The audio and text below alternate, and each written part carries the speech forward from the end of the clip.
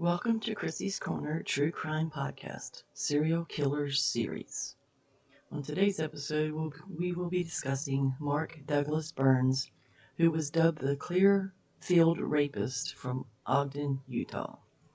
Burns, age 69, pled guilty as charged to multiple counts of aggravated sexual assault, aggravated kidnapping, and aggravated burglary, all first-degree felonies.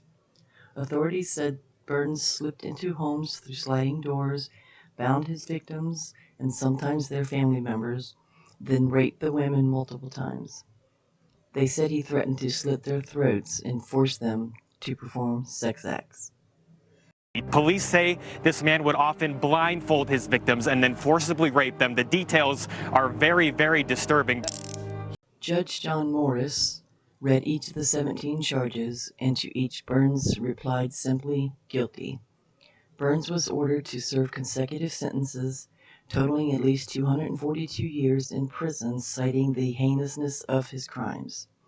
Morris ordered sentences of 16 years to life for each of the 8 counts of aggravated sexual assault and 6 counts of aggravated kidnapping, plus lesser terms of 6 years and up to life for counts of aggravated burglary and aggravated robbery.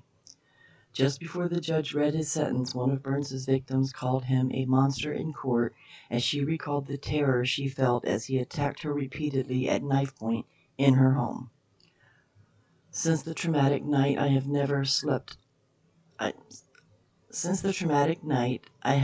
again slept through the night, she said, even with help of medication. The woman said she has not trusted men enough to develop a romantic relationship after the nightmarish hour-long attack. May you live in your fear in your cage, she told Burns. Other victims wrote letters to the court because they could not travel due to the COVID-19 pandemic. He robbed me of my virginity, safety, and sleep.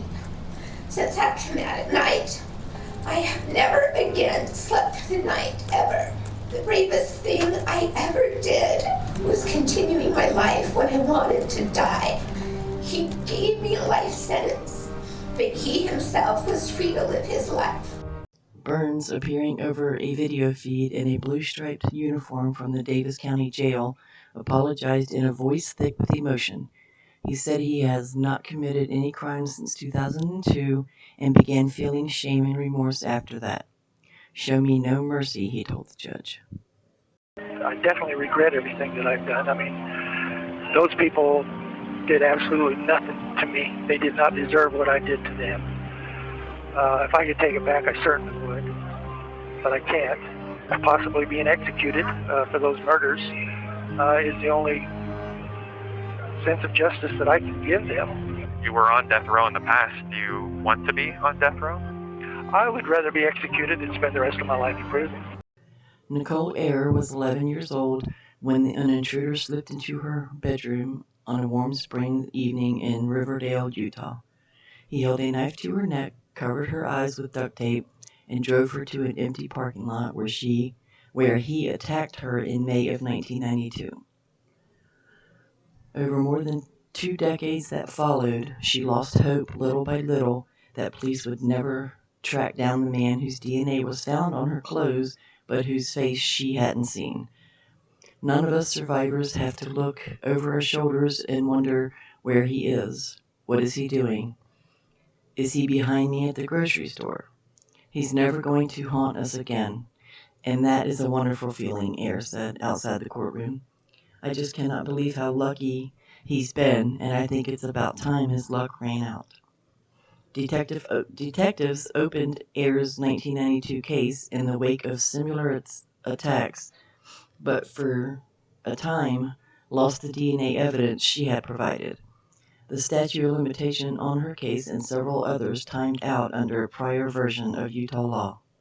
His youngest victim was 11 years old, but she grew up strong. So this was just 19 months before I was taken. This is my mom and me. That's a great feeling, never to have to look over my shoulder again. More recently, police in Evanston, Wyoming, publicly linked Burns to a cold case homicide that took place in their city in 2001.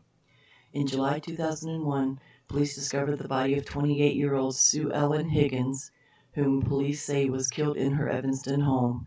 A lack of evidence proved the case difficult to solve, and the case went cold but remained an active investigation.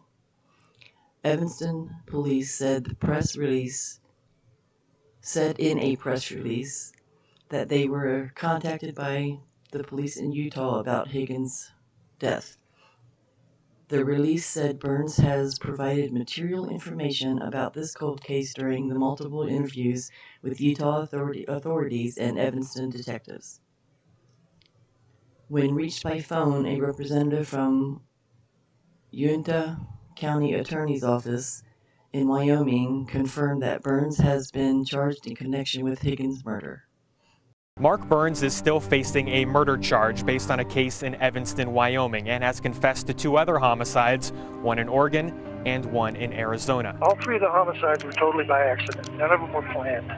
The one in Wyoming that they're going to talk about was actually the only female victim, and that one was just a total mistake. My bad, total. She had nothing to do with it. I mean, she did nothing wrong.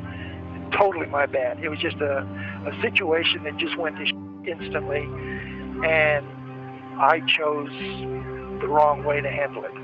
Neighbor, friend, employee, and father before he was caught.